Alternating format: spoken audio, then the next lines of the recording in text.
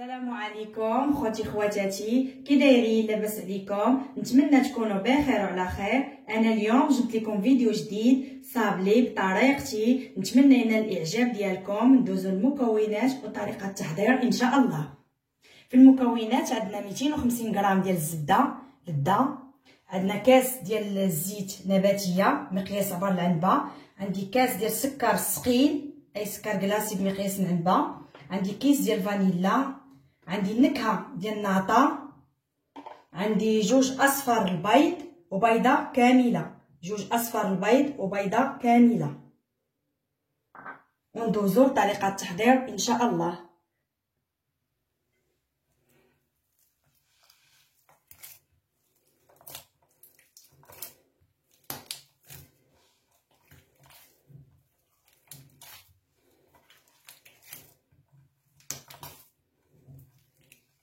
نخدموا الزبده ديالنا حتى تعطينا الطور.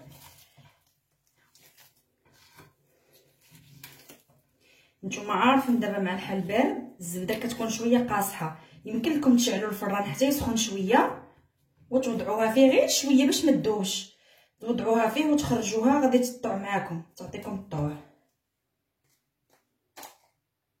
نزيدو هاد كاس السكر الثقيل،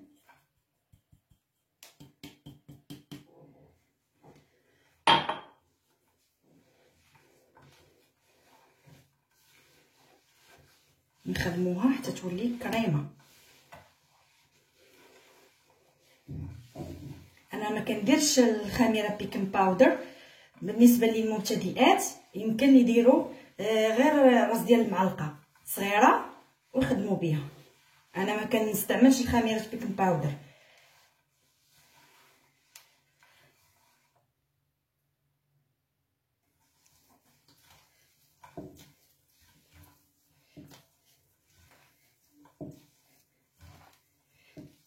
نتوما كما كتشوفوا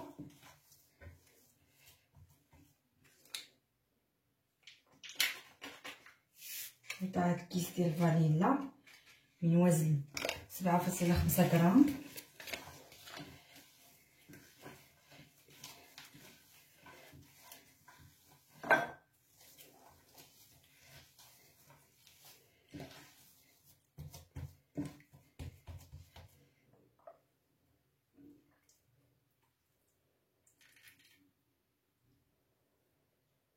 اذا استعملتوا الزبده ديال العبار ما ديروش الكاس كامل ديال الزيت، ديروا غير 2 معالق كبار، اصلا راه هي دهنيه.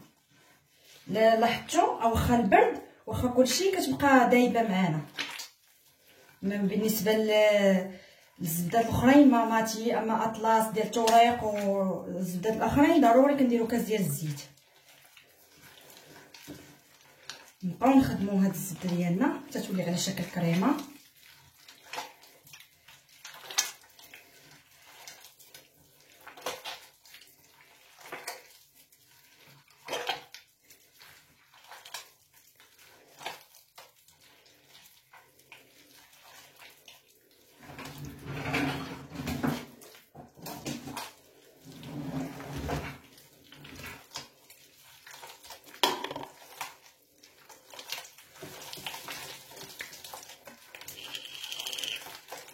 عاد نضيفو البيض،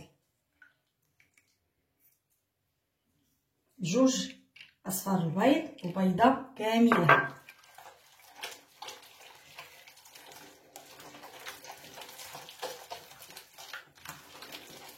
بغيت نقطع معكم حتى نقطه باش تشوفوا.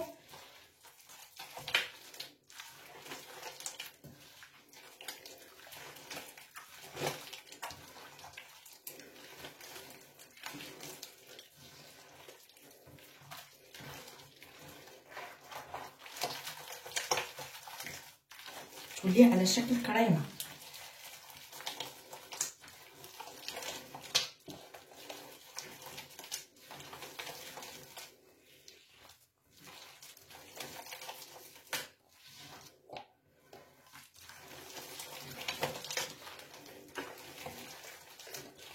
عفوا سمحوا لي نسيت ما ذكرتش الدقيق الابيض والدقيق حسب الخليط.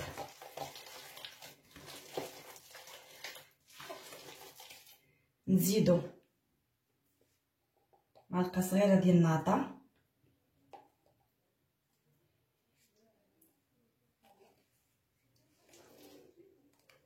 نزيد شويه نكمل معلقه صغيره. هاد الناطه كتعطي القرمشه للصابلي.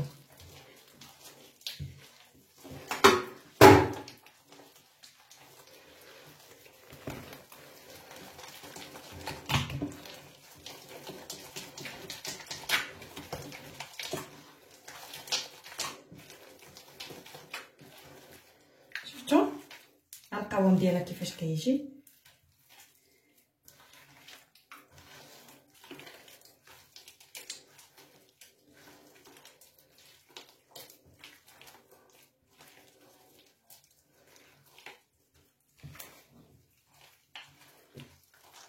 غنبداو نضيفو دقيق شويه بشويه.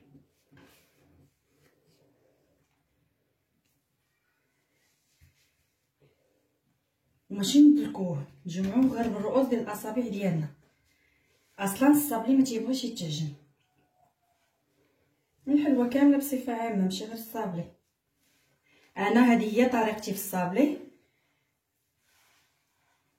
بغيت نشاركها معاكم. بالنسبه للمبتدئات يضيفوا نص معلقه صغيره ديال خميره بيكنج باودر، انا ما كنضيفهاش.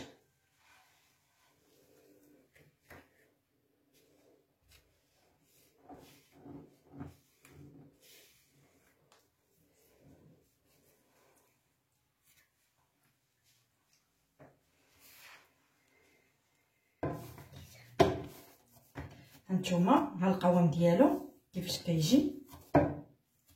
ما كنعجنوش تيولي قاصح، ما كنجمعوش تيولي قاصح، كنخليه بين وبين شويه رطب.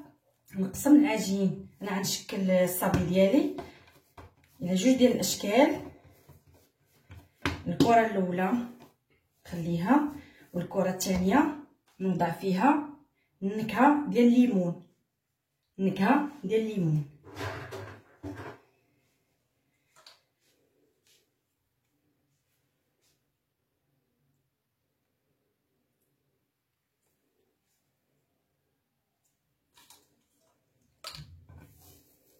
ماشي نعجنو، نجمعوها غير كيما هكا حتى تدخل معنا النكهه.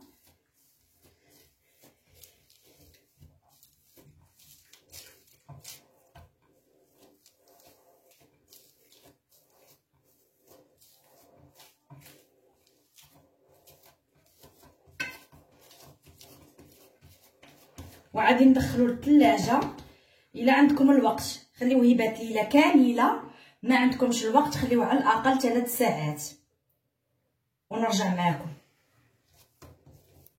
من بعد ما خرجت العجين ديالي من الثلاجه كتشوفوا على هذا الشكل، غادي نطلقو بين بلاستيكه نغبر شويه.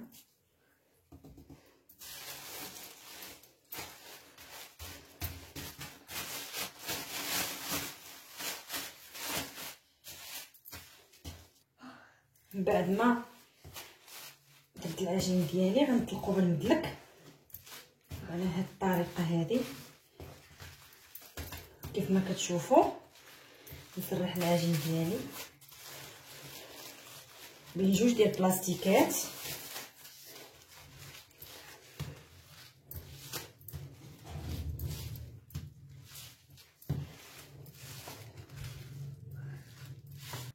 من بعد ما طلقت العجين ديالي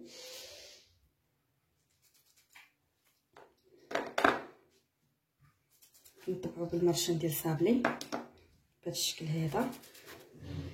نتوما كيف ما كتشوفوا السمك ديالو حتى يجي.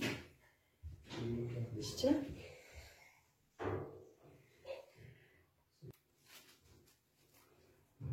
نكمل الكميه ديالي كامله.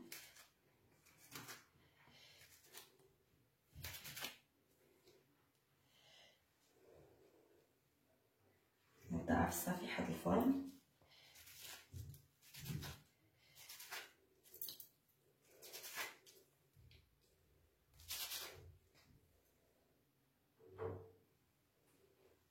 الشكل هذا.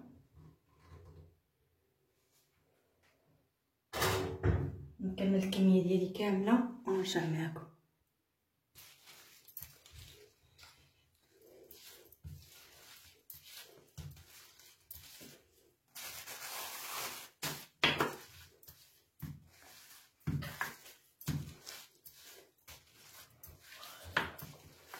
نطلق الصابلي ديالي شويه غليظ باش ما نديرش وحده فوق وحده، غادي ندير فوقو غير الشوكولا.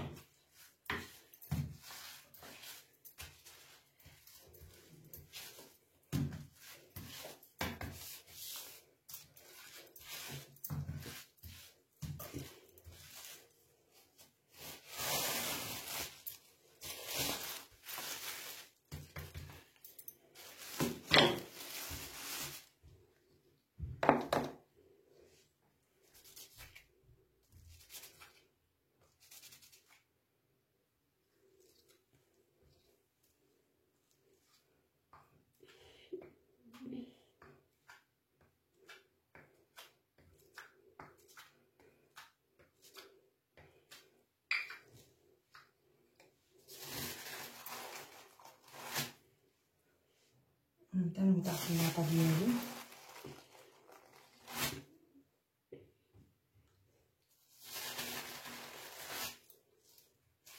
من بعد ما رشمت الطابع ديالي نجمع على هذا الشكل هذا بحال ما هكا العجين ديالي. نبدا نطلقو عاوتاني بالمدلك بالطريقه هذه بحال ما هكا بهذا الشكل هذا.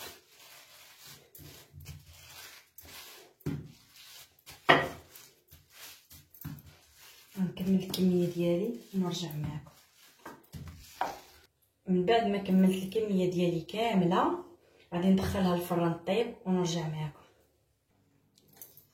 بعد ما طلقت العجين ديالي ندير الشكل الثاني كيف ما كتشوفوا معايا.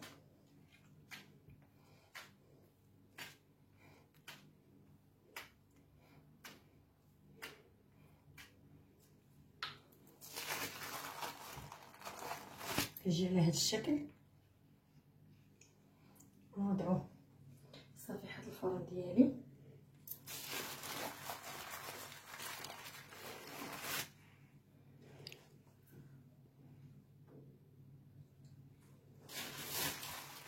غنكمل الكميه ديالي كامله ونرجع معكم باش ما يجيكمش الفيديو طويل.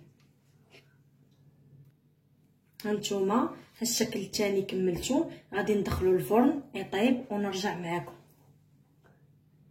هانتوما ها هي من بعد ما خرجتها من الفران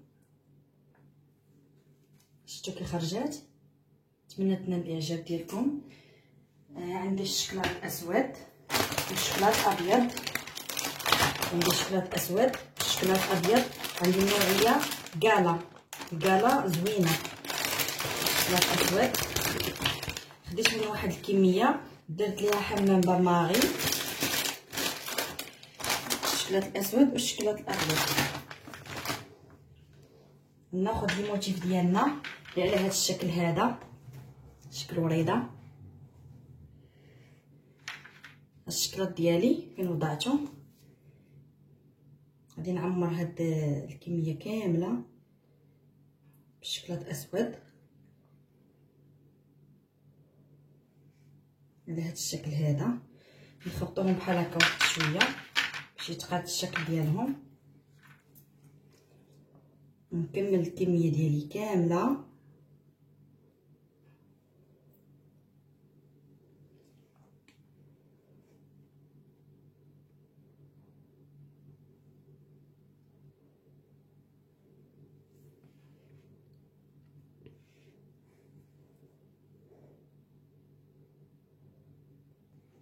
ها هي من بعد ما كملت الكميه ديالي كامله كنخلطها بحال هكا شويه باش تاخذ الوضعيه ديالها، وغادي ندخلها للمجمد تبرد شويه. واخا الحال بارد ندخلها شويه ونخرجها ان شاء الله ونوريكم الشكل النهائي ديالها. ها نتوما ها الشكل الثاني هذا الشكل هذا غنديرو بالشكلاط الابيض. نوضع عليه الشكلاط ونرجع معكم. في التلصيقه ديالي درت الشكلاط ابيض، ودرت نكهه ديال الفراوله، ودرت معلقه صغيره ديال الناباج، درتهم في حمام باماغي جاوني على هذا الشكل هذا بحال ما هكا. نلصق بهم الصابلي ديالي، وعندي هاد الحبيبات درت الشكلاط غادي نزين بهم كما هذا الشكل هذا، غادي نزينهم ونرجع معكم نوريكم الشكل النهائي ديالو. ها الشكل النهائي ديالو كيفاش كيجي. نتمنى ينال الاعجاب ديالكم. الى عجبكم ديروا لي جيم، ابوني وكومونتير، وشكرا لكم بزاف على لي كومونتير اللي كتكتبوا ليا، كيعجبوني بزاف وكيحفزوني انني نزيد القدام ونعطي كل ما عندي. كنعاود نشكركم، الف شكر للجميع، انا بيكم باش كنزيد القدام، وشكرا لكم. الى فيديو قادم ان شاء الله.